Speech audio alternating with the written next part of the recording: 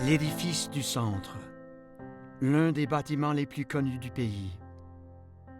C'est le joyau des édifices du Parlement à Ottawa et un symbole canadien fondamental. Conçu dans le style néo-gothique par John Pearson, c'est un véritable chef-d'œuvre architectural. Combinant d'immenses dimensions avec un sens artistique et un savoir-faire méticuleux. Il rappelle Westminster tout en étant typiquement canadien. Abritant les deux chambres du Parlement, cet édifice est souvent considéré comme un symbole de la démocratie. Ce bâtiment historique est fermé dans le cadre du plus grand et du plus complexe projet de remise en état d'un édifice du patrimoine jamais entrepris au Canada.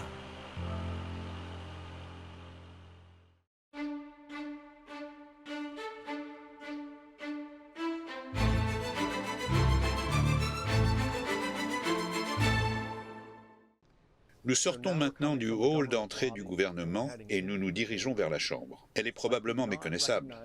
Pas du tout comme dans votre souvenir, avant la pré-fermeture. Nous avons décapé les couches patrimoniales, démonté les boiseries et la maçonnerie, et nous avons dressé les échafaudages pour faciliter la construction et l'enlèvement du plafond en toile de lin.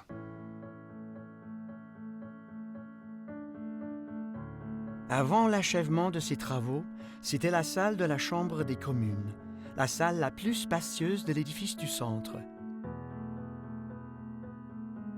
Situé du côté ouest, cet espace magnifique et grandiose est rempli de symbolisme. C'est une pièce idéale pour le cœur du Parlement. Les boiseries, les sculptures et les vitraux racontent tous une histoire. La construction de la salle de la Chambre a eu lieu après l'incendie de 1916. Le 26 février 1920, l'ouverture du Parlement s'est déroulée ici, dans le nouvel édifice du centre. Le protocole veut que cette cérémonie ait lieu dans la salle du Sénat, mais comme celle-ci n'était pas encore prête, la cérémonie s'est tenue dans la salle de la Chambre des communes. C'est ici que les députés se réunissent depuis près d'un siècle pour débattre des questions les plus importantes de la nation. Les décisions prises ici ont une incidence sur notre vie à tous. Il est donc de notre devoir, en tant que représentants élus, de réagir à ces événements extraordinaires. La Chambre des communes est notre chambre élue. Dans ma ville et dans notre pays, chaque jeune devrait se sentir le bienvenu. Les députés qui travaillent ici représentent les intérêts des Canadiens de tous horizons et de toutes les régions qui ont voté pour eux. C'est la base sur laquelle notre démocratie est construite.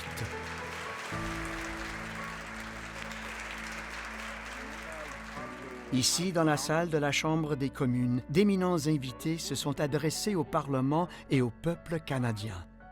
Winston Churchill.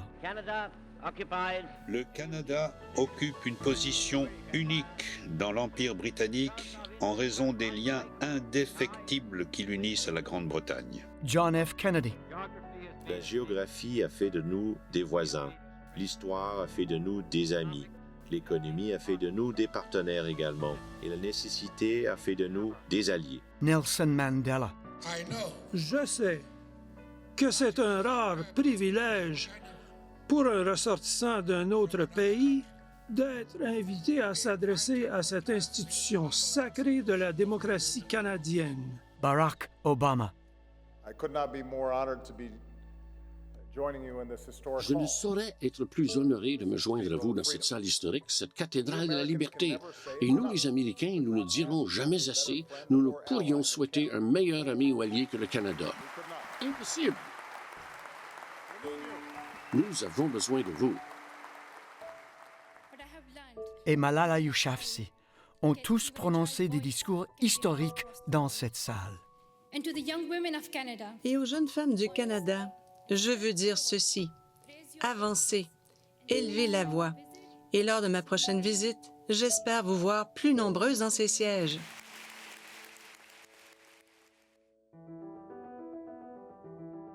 La salle de la Chambre est désormais méconnaissable. Il y a des échafaudages partout. Les murs, autrefois recouverts de pierres calcaires de Tyndall, ont été mis à nu.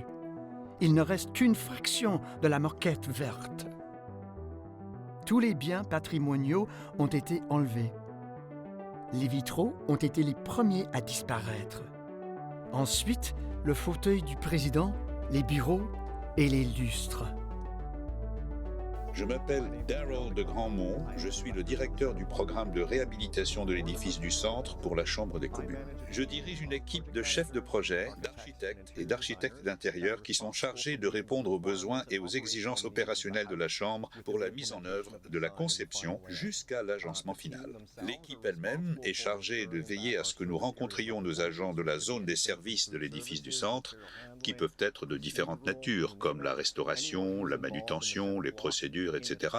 Bref, tous ceux qui sont impliqués dans l'état final de l'édifice du centre. Il faut donc que nous les rencontrions, disais-je, pour nous assurer de répondre à leurs besoins dans le bâtiment, afin qu'à leur tour, ils puissent satisfaire les besoins de nos parlementaires. En 2 mots, nous avons une longue liste de choses essentielles dont nous devons nous assurer qu'elles sont installées dans le bâtiment et qu'elles seront opérationnelles lorsque nous l'occuperons. Pour nous, ces éléments se présentent sous la forme de fiches techniques et de prescriptions qui sont remises au ministère des Travaux publics. De la sorte, les consultants comprennent exactement la nature de nos besoins.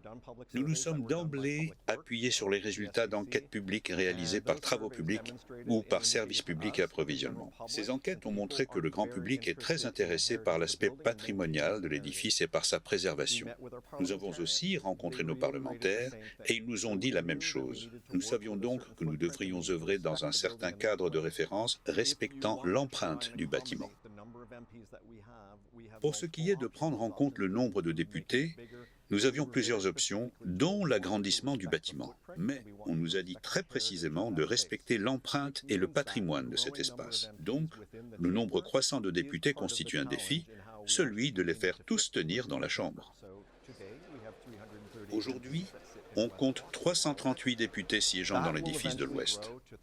Ce chiffre passera à 343 lorsque nous reviendrons dans l'édifice du centre. Et cela pourrait aller jusqu'à 350, voire 400. Le défi, c'est comment loger autant de personnes. Et nous savons qu'il ne s'agit pas d'un chiffre fixe, mais d'un chiffre qui devra augmenter au fil du temps. Voilà pour ce qui est du patrimoine, mais on nous a aussi clairement signifié que l'accessibilité serait aussi une priorité dans la chambre et dans le reste du bâtiment, y compris les halls d'entrée.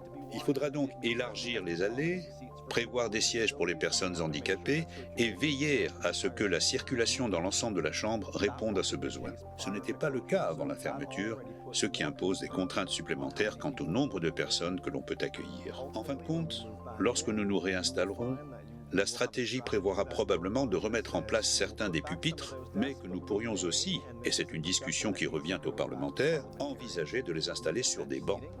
Je prendrai l'exemple du Parlement britannique. Les députés entrent, ils n'ont peut-être pas de places assignées, mais un grand nombre d'entre eux peuvent rester debout en fonction de la situation. Nous pourrions envisager des sièges supplémentaires à l'extrémité de chacune des rangées afin de les agrandir. Ou encore une démarche progressive, soit en installant des banquettes, soit en veillant à conserver les sièges patrimoniaux de première ligne, car c'est vraiment, je crois, ce qui symbolise la Chambre aux yeux des gens. Et puis, continuer de les aménager vers le fond. La question n'est pas encore tranchée, mais elle doit faire l'objet d'un débat approfondi. Lorsque nous avons fermé le bâtiment, cela a bouleversé bien des gens, surtout lorsque nous avons déménagé dans l'aile ouest. Principalement des députés, évidemment, mais aussi des personnes qui avaient travaillé dans l'édifice, y compris dans l'administration, qui étaient là depuis des années. La fermeture de l'édifice a donc été un événement chargé d'émotions pour beaucoup. C'est pourquoi nous avons commencé à organiser des visites pour faire venir les gens, et nous avons commencé à faire une grande partie du travail, tel que la démolition ou l'assainissement. La première année, où nous avons fait visiter le bâtiment aux gens, j'ai été vraiment frappé de voir à quel point ils étaient émus. Certains députés, qui lui étaient particulièrement attachés, étaient au bord des larmes. Et puis, voir ces revêtements disparaître au fil des travaux, ça peut avoir un côté inquiétant pour certains. Il faut donc les rassurer, et je pense que cela nous ramène à la préservation du patrimoine. Tout va revenir à l'identique. Rien n'aura changé dans certains espaces, et vous ne verrez même pas quels sont les changements.